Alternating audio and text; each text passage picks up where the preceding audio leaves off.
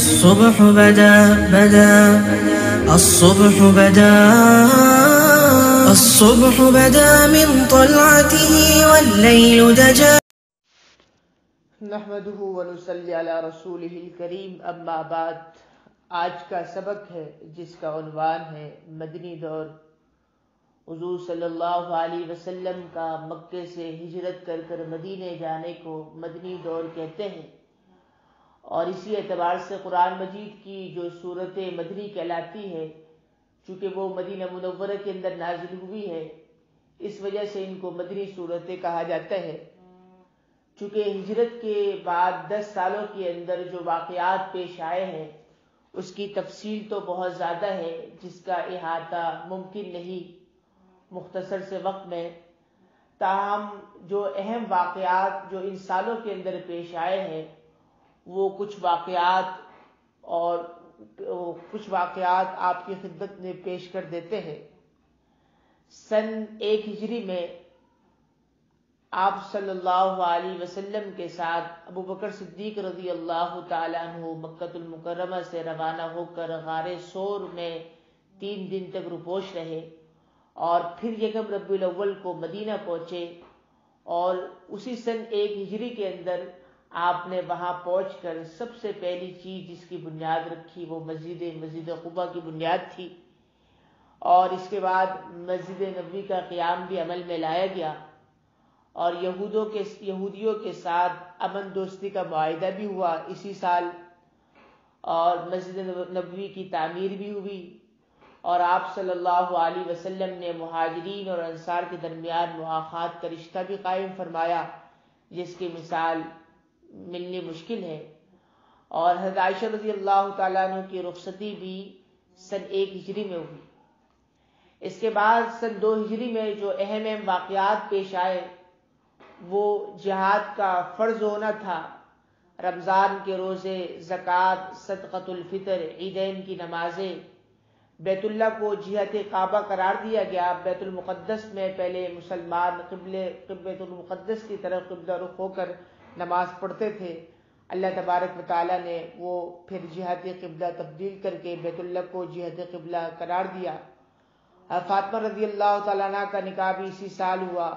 اور آپ صلی اللہ علیہ وسلم کی صاحبزادی حضرت رقیہ رضی اللہ تعالیٰ عنہ کا وصال بھی اسی سال ہوا، اور اسی سال غزوہ بدر بھی ہوا۔ اس کے بعد سن 3 ہجری میں حضرت حفصہ اور حضرت زینب رضی اللہ تعالیٰ عنہما کا نکاح آپ صلی اللہ علیہ وسلم سے ہوا۔ حسن رضی اللہ تعالیٰ عنہ کی ولادت بھی ہوئی، اور کعب بن اشرف ابو رافع جو گستاخ رسول تھے ان کا قتل بھی اسی سال ہوا۔ اس کے بعد سن 4 ہجری میں بنو نذیر جو یہود کا قبیلہ تھا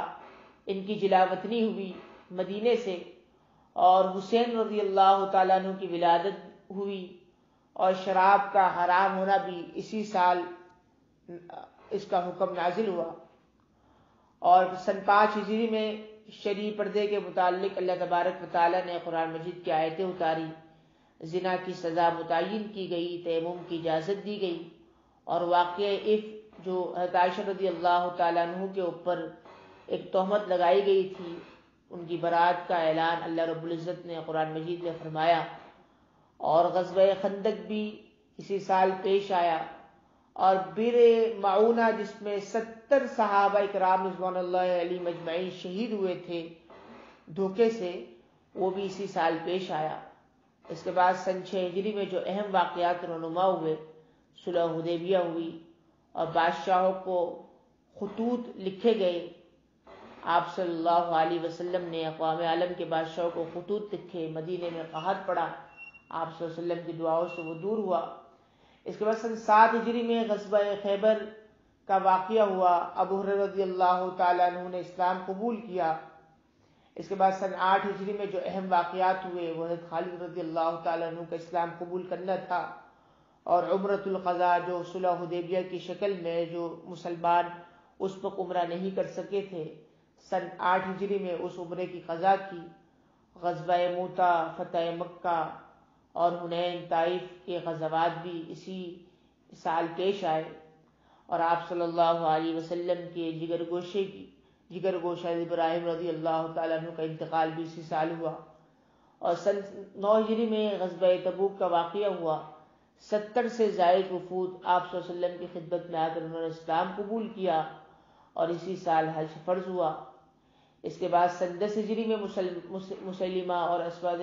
انسی نے نبوت کا دعویٰ کیا،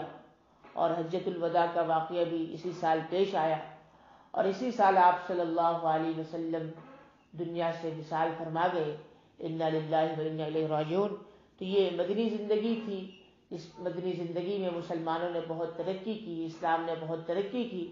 اللہ تبارک و تعالیٰ نے اسلام کو آپ صلی اللہ علیہ وسلم کی زندگی کے اندر ہی پھیلایا۔ اللہ تبارک و تعالیٰ ہمیں مدنی زندگی سے خوب سبق حاصل کرنے کی توفیق نصیب فرمائے۔ وآخر دعوانا الحمد